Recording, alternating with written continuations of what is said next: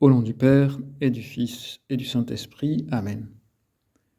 L'évangile d'aujourd'hui nous situe au soir de Pâques, le soir de la résurrection de Jésus. Saint Luc rapporte le retour à Jérusalem de 2 disciples qui avaient rencontré le Seigneur sur leur chemin vers Emmaüs, un village situé à 2 heures de marche. Le soir donc, il racontait aux 11 apôtres et à leurs compagnons ce qui s'était passé sur la route et comment le Seigneur s'était fait reconnaître par eux à la fraction du pain. 11 apôtres seulement parce que Judas s'est perdu, et des compagnons, parmi lesquels peut-être Marie, la mère de Jésus. Le récit est captivant. Dans la tête et le cœur de ceux qui écoutent, des disciples, les événements se mettent tout doucement en place. La résurrection de Jésus est de plus en plus crédible. Le tombeau est vide, Pierre et Jean l'ont constaté. Des femmes disent avoir eu une vision, des anges qui disent qu'il est vivant. Et maintenant, devant eux, il y a ces 2 personnages, Cléophas et son compagnon, qui disent l'avoir vu aussi. Que se passe-t-il ? Est-ce qu'il serait vraiment vivant à nouveau ? Est-ce qu'on ose y croire ? Comme ils en parlaient encore, lui-même fut présent au milieu d'eux. Jésus n'est pas entré avec fracas, il s'est simplement rendu présent dans le groupe. Tout à coup, ils s'aperçoivent qu'ils sont un de plus, alors ils ont peur. L'homme, comme l'animal, éprouve par nature de la peur quand les choses ne se passent pas normalement, quand survient un événement normalement impossible. Et c'est certainement pour cette raison que Jésus leur dit « La paix soit avec vous ». Et aussi, pourquoi êtes-vous bouleversés ? Pourquoi ces pensées qui surgissent dans votre cœur ? Voyez mes mains et mes pieds, c'est bien moi. Touchez-moi, regardez. Un esprit n'a pas de chair ni d'os, comme vous constatez que j'en ai. Après cette parole, il leur montra ses mains et ses pieds. Donc ils peuvent voir et même toucher comme avant. Tout est de plus en plus clair. Mais oui, c'est bien lui. C'est bien lui avec son corps, ce n'est pas une image. Oui, voici les traces, les cicatrices d'une certaine manière laissées par les clous sur ses mains et sur ses pieds. Il y a un grand soulagement de le retrouver vivant et de constater qu'il ne souffre plus. Quand on va voir quelqu'un qui s'est blessé ou à l'hôpital, on lui demande souvent « mais est-ce que tu as mal ?» On n'aime pas voir souffrir quelqu'un. Et ce n'est plus le cas de Jésus. Mais attention, ce n'est pas un soulagement au sens où il ne s'est rien passé. Ce n'est pas le soulagement, par exemple, de parents qui retrouvent enfin leur fils ou leur fille et constatent qu'il ne s'est rien passé, qu'il n'est rien arrivé de grave. Là, non, il est arrivé quelque chose de grave. Ils le savent très bien. Et Jésus en porte les marques. Alors, est-ce qu'il va rester tout le temps comme ça ? Ou est-ce que les marques vont disparaître ? Eh bien, la suite du Nouveau Testament montre que ces marques de la passion sont définitives.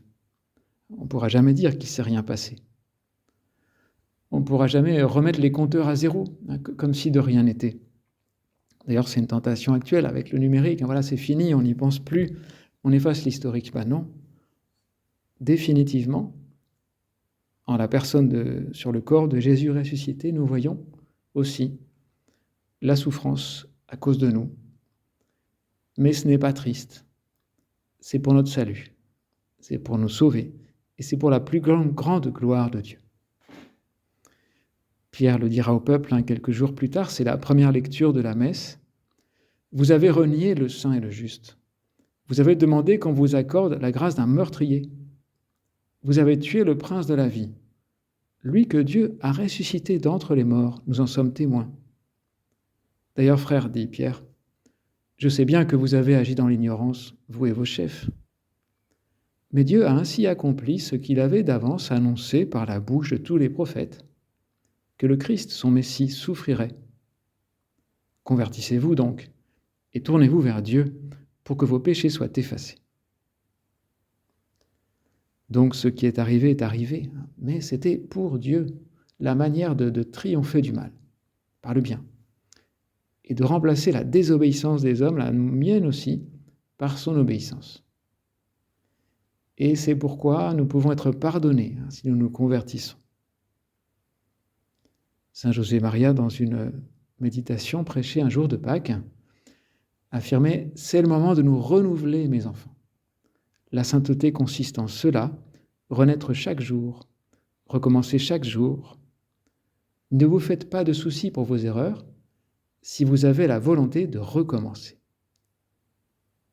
Oui, peu importe le passé, si on se convertit. Le fondateur de l'Opus Dei avait aussi l'habitude de raconter l'histoire d'un pauvre clerc qui ressentait beaucoup le fardeau de ses défauts et de ses péchés. Et il n'avait peut-être pas tort, dit saint José Maria. Tous les jours, il devait porter le Saint-Sacrement pour l'exposer dans l'ostensoir de son couvent. Mais il éprouvait toujours des scrupules. Peut-être il se demandait s'il était digne. Jusqu'à ce qu'un jour, le supérieur, avec un grand talent surnaturel, l'appelle pour lui dire « As-tu beaucoup de misère ? Beaucoup ? Et très grande ? Eh bien, rassemble-les, place-les toutes sous l'ostensoir, et tu verras combien Jésus-Christ sera haut placé. » Donc le temps pascal, c'est le moment de se remplir d'espérance en l'action de Dieu et en sa miséricorde. Et même si, Seigneur, je t'ai offensé, je veux tout enterrer là et te mettre plus haut. Malgré mes péchés, mes échecs à rejeter le mal, malgré mon incapacité à bien réagir dans certains cas, pas de souci, nous dit saint José Maria, d'une certaine manière, pas de souci à condition de vouloir se convertir. Et la sainteté s'est élevée, évidemment, c'est le message de saint José Maria, mais il y a surtout l'action de Dieu et la miséricorde de Dieu, les deux. L'action de Dieu et ma correspondance. Mon enfant, disait saint José Maria, qu'est-ce qui compte vraiment ? Tâche de te maintenir fidèle tout au long de ta vie. Et quand tu t'apercevras que tu ne l'es pas, demande de l'aide à Dieu, applique-toi à cette lutte avec zèle, joie, esprit sportif, et tu en sortiras vainqueur. Toutes tes misères, ces obstacles qui surgissent dans ta course, dépose-les aux pieds de Jésus-Christ pour qu'il soit bien haut placé, pour qu'il triomphe, et toi avec lui. Ne te fais jamais de soucis, rectifie, recommence, essaie une fois et encore, car à la fin, si tu ne peux pas, c'est le Seigneur qui t'aidera à bondir par-dessus le parapet de la sainteté. Oui, l'appel est élevé, la sainteté est très haute, mais Dieu nous fait monter, nous relève autant de fois que nous voulons, chaque fois que nous retournons à lui avec contrition, notamment dans la confession. C'est une manière, disait saint José Maria, de se renouveler, une manière de se vaincre, chaque jour une résurrection. Voilà l'idée qui nous importe, chaque jour une résurrection qui nous donne l'assurance d'arriver au terme de notre chemin, la possession de l'amour. Alors cela, le soir de Pâques, les disciples ne pouvaient peut-être pas encore le comprendre, mais progressivement, ils saisiront que la vraie victoire a été remportée. Au début, il semble qu'ils attendaient une victoire terrestre, la restauration du royaume d'Israël, une notion un peu politique, mais ils comprendront que Jésus a remporté la vraie et la seule victoire. La vraie victoire n'est pas politique ou technique, même s'il faut se préoccuper, bien sûr, de politique, d'amélioration du monde. Mais la vraie victoire, c'est celle qui a lieu dans le cœur des hommes et des femmes qui acceptent l'action divine. C'est seulement comme ça que les problèmes du monde peuvent se résoudre en laissant le Christ agir dans nos cœurs. Alors continue l'évangile d'aujourd'hui, puisque nous avons laissé tout à l'heure les disciples tout étonnés de voir le Seigneur. Alors il ouvrit leur intelligence à la compréhension des Écritures et il leur dit « Ainsi est-il écrit que le Christ souffrirait, qu'il ressuscitait d'entre les morts le 3e jour, et que la conversion serait proclamée en son nom pour le pardon des péchés à toutes les nations, en commençant par Jérusalem. À vous d'en être les témoins. » Donc Jésus leur dit, tout cela s'était annoncé. La victoire, c'était celle-là. Ce qui vous a fait horreur, la croix, c'était la victoire. Et la vraie victoire, c'est l'application de la croix à notre vie. La vraie victoire, c'est notre conversion. C'est la justification du pécheur, c'est son retour à l'état de justice. Alors on dira peut-être que c'était plutôt le carême, le temps de conversion, et c'est vrai. Mais c'est aussi vrai dans le temps pascal.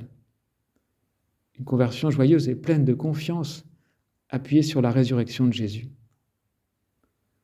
Conversion permanente d'une certaine manière.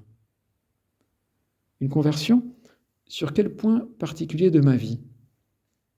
Eh bien, à chacun de le voir dans sa prière. Quel domaine, quelle vertu, quelle attitude de fond, Seigneur, je dois changer. Mais la grâce ne nous manque pas.